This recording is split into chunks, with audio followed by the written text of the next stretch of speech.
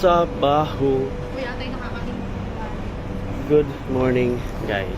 Ano ito kay wallet ko? Samahan nyo kaming mag-commute papunta sa work. Commute. May service ako. May service ka ba? Sorry.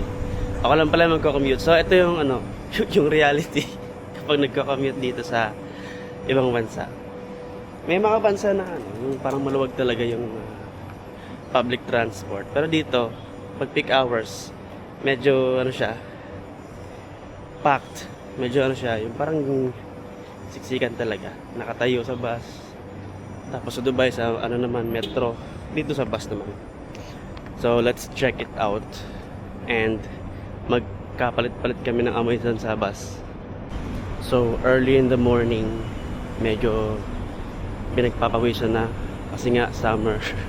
Kahit 7 AM pa na ng umaga dito. Parang feels like 11 AM.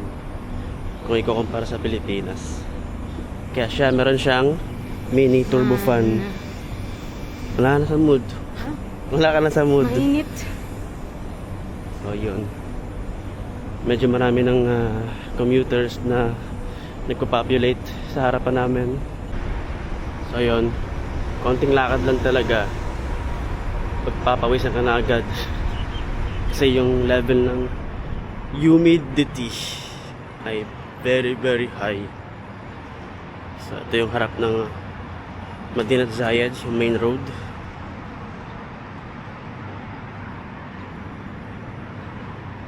So, ito yung drop-off ni Reyna. Ito yung hintayin niya dun sa nila, car lift nila or sa service nila. So, ito na. Bye. Baon. Yan, bye na. Love you. Love you. Okay. So tayo, dun tayo sa kabila. Sa bus. Kung saan talagang tunay na laban.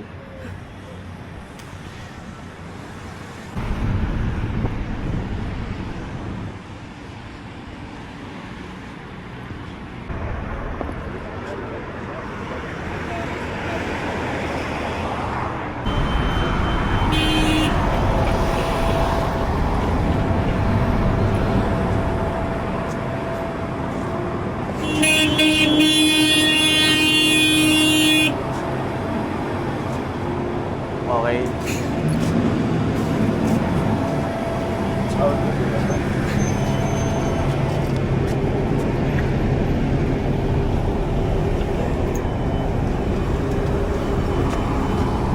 Trip to Jerusalem.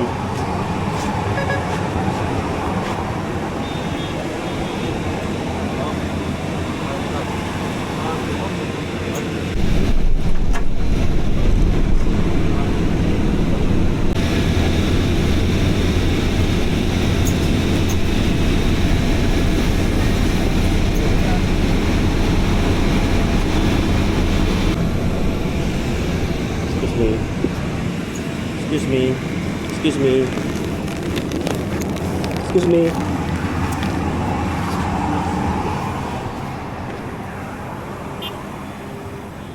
So, yon. Ganun ang araw dito. Kapag commute. Ito. Sa footbridge na ako and I'm going to a Bacala. Kasi sa Bacala, dun ko binibili yung mga kailangan ko for the day. So like breakfast and sometimes snacks and sometimes juice, ganun. Sa kung ano lang matripan ko. So syempre, hindi mawawala ang vitamin D ang araw.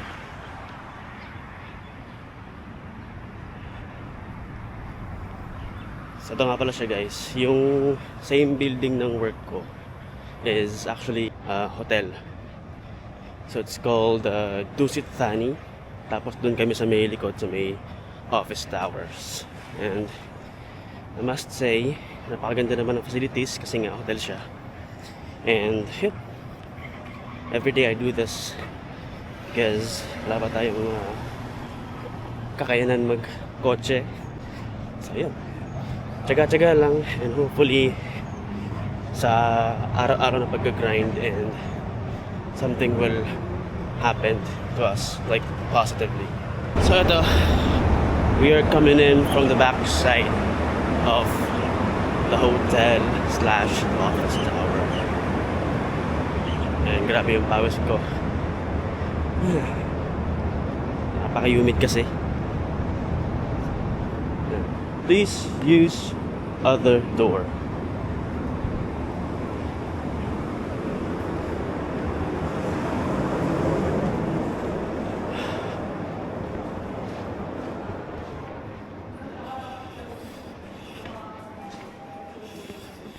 Finally, some AC.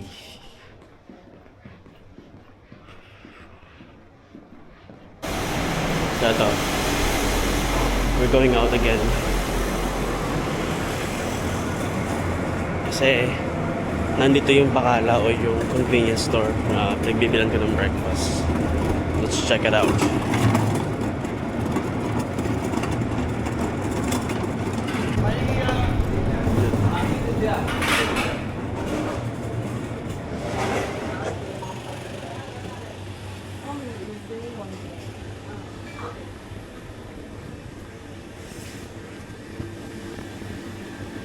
We got here noodles, rice, eggs. Knock knock.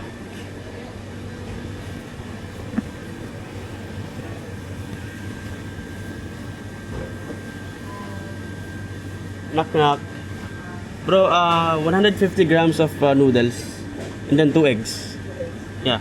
Noodles? Yeah, noodles and eggs, yes. In one tub. One. So, yun. Chinese noodles muna tayo and dalawang eggs for the protein.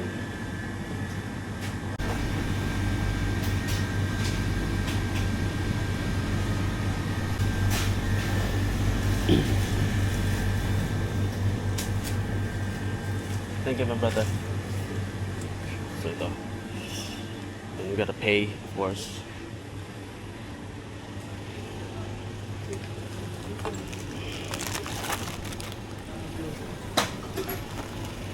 Hi, good morning. I'm good. How about you? How are you? Pay by card?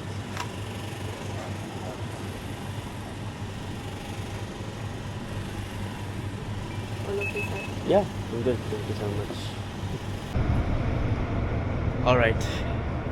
That breakfast cost me 11 dirhams. So, kaya na mag-convert sa pesos. So, yun. Let's go to work and I'll see you next time. Bye-bye.